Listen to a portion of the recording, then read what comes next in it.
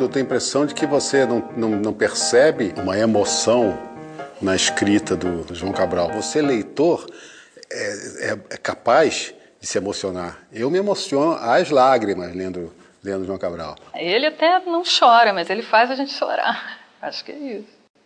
E eu li uma vez e disse, peraí, o que é isso? Aí na segunda vez que eu li, era tão próximo que não tem como você não se emocionar. Ficou sendo como um perfil de João Cabral, essa magreza, essa contenção, esse repúdio a qualquer sinal de gordura e de emoção, mas com uma poesia maravilhosa. Acho que o admirável no João Cabral é que a poesia dele parece esculpida em pedra, né? Parece lapidada em vez de escrita. As pessoas dizem que ele é difícil.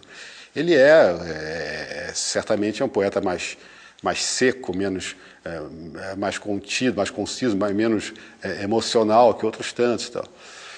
Mas a partir do momento que você entra na poesia de João Cabral, é difícil largar. A obra do João Cabral de Melo Neto é uma coisa concreta, é uma coisa prática, é uma coisa sólida, tem um valor simbólico, mas ela é muito sólida. E sempre li assim. Eu, muito jovem, li João Cabral e percebi que eu estava diante de um poeta diferente, logo no comecinho da minha carreira. E o João Cabral é um dos poetas que constituíram a minha experiência de poeta. Eu era virgem de João Cabral. Quando eu fui fazer a música de Morte Severina, eu não conhecia, eu sabia que existia, era o nome. A gente estava na Suíça, chegou uma carta do Silnei Siqueira, dizendo que ia montar a Morte e Vida Severina, o Tuca de São Paulo, que tinha pedido a um rapaz que estava começando, Chico Buarque, filho do Sérgio Buarque de Holanda, para botar música. O papai pariu um gato. Ele começou, absurdo, música, não sei o que, o menos desagradável dos ruídos, aqueles negócios que ele falava. Talvez por não conhecer João Cabral, talvez por isso eu aceitei. A poesia dele não é nada musical, não. Mas talvez por isso tenha funcionado, no caso de misturar com a música do Chico Buarque, né? Convidaram o grupo para se apresentar em Paris. E aí o João Cabral apareceu. É evidente que ele ficou rodeado, aparicado, aquela garotada toda, ele gostou.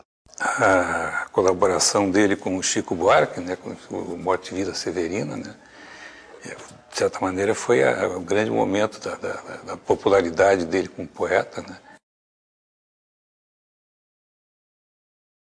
O amor comeu na estante todos os meus livros de poesia. Comeu em meus livros de prosa as citações em verso. Comeu no dicionário as palavras que poderiam se juntar em versos. Faminto, o amor devorou os utensílios de meu uso. Pente, navalha, escovas, tesouras de unhas, canivete. Faminto ainda, o amor devorou o uso de meus utensílios, meus banhos frios, a ópera cantada no banheiro, o aquecedor de água de fogo morto, mas que parecia uma usina. Os congressistas transformaram o João Cabral num ídolo, né? E eu dizia para ele, falando assim, mas João Cabral, a poesia concreta, na verdade, é abstrata. Não tem nada a ver com você. Concreto é você.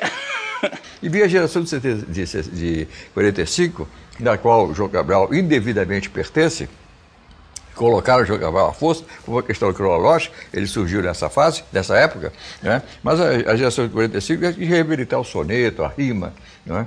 João Cabral não, ele não mexeu muito nessa parte, ele foi no esqueleto da poesia, despiu a poesia de qualquer outro, de qualquer atavinho. O bom nele é que é uma poesia depurada, né? É uma depuração, a gente sente que ele está depurando ao máximo, porque está escrevendo, está cortando ao máximo, né? E fica uma coisa essencial, uma coisa reduzida à sua mineralidade, vamos dizer assim, como ele fala no poema. Ele detestaria passar a ideia de um poeta que lida com a emoção. Ele é a negação disso tudo, mas isso tudo é levado a um ponto em que chega a ser comovente, sem dúvida. Ele tinha chegado com tanto rigor, ele tinha chegado a uma poesia quase gongórica, que é o contrário do que ele pretendia. Eu acho que, de certa maneira, toda a literatura se divide entre os suculentos e os enxutos, né? O escritor, por exemplo, como Hemingway é um enxuto, né? O Fitzgerald é suculento, né? É uma distinção um pouco difícil de explicar, mas eu acho que isso vale para todo tipo de literatura, inclusive a poesia, né? O que o João não queria era o derramamento sentimental. O que ele tinha horror é o sentimentalismo e a espontaneidade que fugia ao controle dele. A poesia é boa porque ela é poesia. Um poema é bom porque ele tem poesia.